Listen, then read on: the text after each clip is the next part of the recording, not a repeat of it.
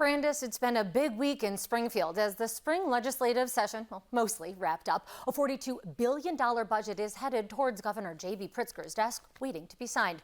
There's contention in the General Assembly over bills ranging from redistricting maps to elected school boards. Meanwhile, Illinois set to reopen June 11th as COVID cases fall. Joining us to talk about this and more is Governor J.B. Pritzker. We very much appreciate your being with us, Governor. Now, session has again mostly adjourned. I know you've said that you're planning to sign that budget into law. Besides that, what bill are you most excited about giving your signature to? Well, there's a lot to work with, frankly. There was a very productive session of the General Assembly. I'll say that one of the big bills that I look forward to signing is something that we're going to have to take up over the next couple of weeks, and that's our energy legislation, fighting against climate change, making Illinois a leader in doing so, keeping our nuclear plants open, keeping those jobs, and making sure that we're keeping our state healthy and environmentally friendly. So banking on an energy deal that thus far has proved elusive to get done. Now, something that the General Assembly did do already is put a constitutional amendment on next year's ballot. This is one that protects union rights. Are you going to try, again, to amend the Constitution to allow for a graduated income tax? I'm not looking to do that on next year's ballot. I do think that we need a more fair tax system in the state of Illinois. We made it a little bit fairer in this budget this year by cutting those corporate loopholes and corporate welfare. And those are the wealthiest companies in the state of Illinois, the ones who benefited greatly during COVID-19, during the pandemic over the last year. And we're just asking them to step up to the plate. We did that $656 million of structural deficit now cut for the state. So we're in much better financial shape. Why not an earned income tax credit for lower income Illinoisans then? I look forward to working on that as well. As you know, we have a federal earned income tax credit. I think we can do the same thing at the state level. Now, last night on our program, we had Senate Republican leader Dan McConkey, and he had this to say about Democrats' redistricting efforts. What we should be doing is encouraging the governor to follow through, make sure that Governor Pritzker is reminiscent of candidate Pritzker. He was on the campaign trail and he promised time and time again to support an independent map drawing process and to veto maps that were drawn by politicians picking their own constituents. This is his golden opportunity right now to prove that he wasn't lying to the people of Illinois. Now, I know you said that you haven't reviewed the maps yet, but regardless, by virtue of how they were drawn, how are you not, if not lying, at least backing away from a promise?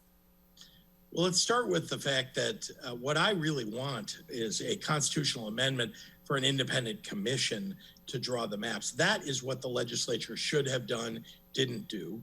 There are people who wanted to have a legislation passed for an independent commission. It's unclear to me whether that's constitutional or not, but that could have been a way to do it. Then, Republicans and Democrats working together in a bipartisan fashion would have been another way to get a fair map. I'll remind you that the Republicans don't seem to want to do any of those things. They have argued that they want an independent commission, but they didn't do anything about it. Well, they introduced legislation.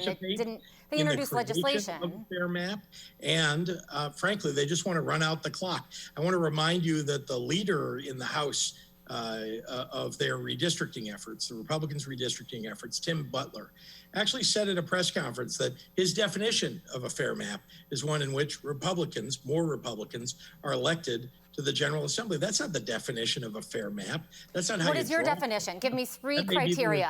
That's not how you draw them. Yeah, Governor, could you give me just 3 bullet points of your criteria?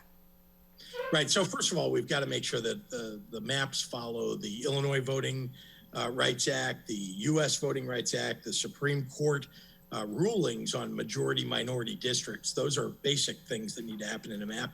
And then it's extraordinarily important to me that we maintain the diversity of our state in our state legislature. So that's not just majority-minority districts. It also means that there are plurality minority communities in many of these districts that could put forward candidates that could win those districts. I'll give you an example of Lauren Underwood, the Congresswoman, who won in a district that's overwhelmingly white, but she put together a coalition and won that district. She won across, people of all backgrounds. That's something that could happen, especially where there's a plurality of a minority community. So those are things that I look at when I think about fairness. Now, in terms of the city of Chicago, we've done a lot of reporting on the Chicago, unfortunately, on track for another brutally deadly year with violence. What have you done to quell violence in the city? Significantly increased our funding of violence interruption programs, making sure that we're providing funding for summer employment programs, and then addressing the underlying causes of violence across the state of Illinois. It's not just about the city of Chicago. Rockford, Carbondale, other places in the state need help too. And we've been doing that from day one. I think you also know that the pandemic has brought on more violence, more crime across the country, mainly because we've seen unemployment rise. We've seen challenges for many communities have been left out and left behind. So we need to lift them up. That's going to help us deal with the violent crime and overall crime problem in Illinois. Now, another challenging and tragic question here. You blasted your predecessor for veterans' deaths via Legionnaire's disease at the Quincy state-run Veterans Home. Now, a recent state audit blasts your administration for grave errors that led to more COVID deaths than necessary at the home in LaSalle. Why should families trust the state to care for their loved ones at Illinois veterans' homes? Well, let me start by reminding you that we've been in a global pandemic that has had no mercy, particularly on those who are elderly, those who are in nursing homes, and we've had nursing home deaths all across the country. Certainly. Secondly, I'll point out that the report that you're referencing is one that I asked an independent IG to do, an inspector general to review everything about the veterans home and give us a report of any of the challenges or failures that occurred there. And there were some very surprising, shocking things that occurred that were in that report. That's not the first report. We also got the VA involved, the Veterans Administration of the United States, as well as our own IDVA, the Department of Veterans Affairs in Illinois. And so, we've been transparent from day one. This is really challenging. When people in the community where that veterans home resides aren't wearing masks and where they've got a very high rate of infection, case positivity, test positivity in that area, people who live there and work at the home, unfortunately, were bringing that into the home. So these are errors that were made gravely. I want you to know that is there beyond changeover of the veterans in those homes, and I listened to them, I talked to them. This is it's a terrible, terrible tragedy. But we've been transparent from day one, and that's vastly different than my predecessor, who tried to hide what happened at the Quincy Veterans Home. Obviously, there's been change at the top, but any institutional changes at those veterans homes in lieu of what you said was surprising, apparently checks that should have happened before it came to this? We've made significant changes. Well, the first thing I'd point out is we have a new leader for our Department of Veterans Affairs, someone who ran the homes in Ohio, did so successfully. He's done a terrific job since he came in just a couple of months ago of reviewing all the procedures, making sure we tighten all those up, hiring in senior positions. I fired the people that caused some of these challenges, people that were involved in this across the board, and we needed to fill those positions. So a lot has been done to rectify the situation.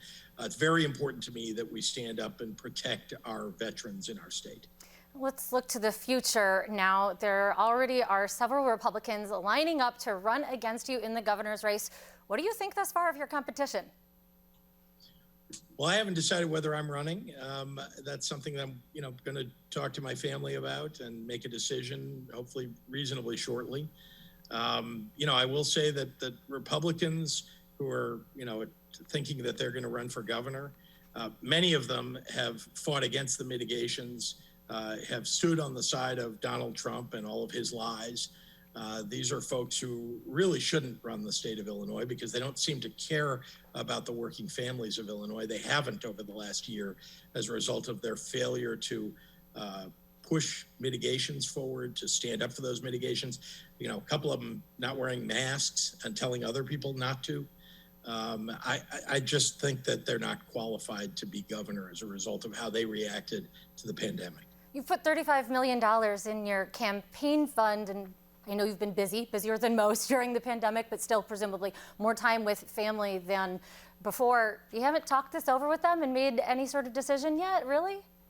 Not as a family. I think you probably know that, I haven't had a vacation. I haven't had much time off. It's very important to me to engage my whole family at the same time. And so that's a conversation that we'll be having.